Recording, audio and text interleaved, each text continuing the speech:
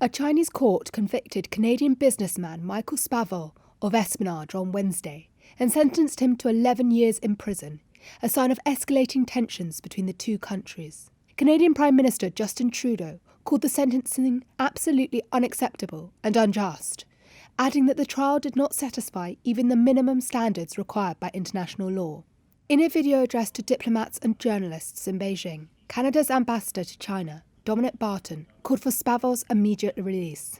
We condemn in the strongest possible terms this decision rendered after a legal process that lacked both fairness and transparency. Our thoughts are with Michael and his family during this difficult time. Those comments were backed up by the US Embassy in Beijing, which accused China of attempting to use human beings as bargaining leverage. The case is widely seen in Ottawa and Washington as linked to that of Huawei's chief financial officer, Meng Wanzhou.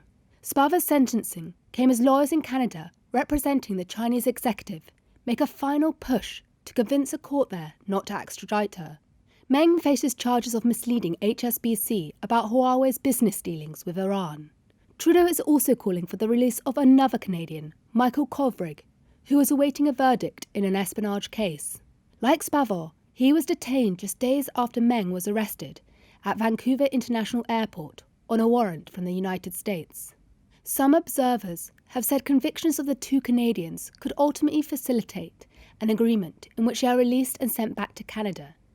Spavor's family released a statement on Wednesday saying, quote, "While we disagree with the charges, we realise that this is the next step in the process to bring Michael home, and we will continue to support him through this challenging time."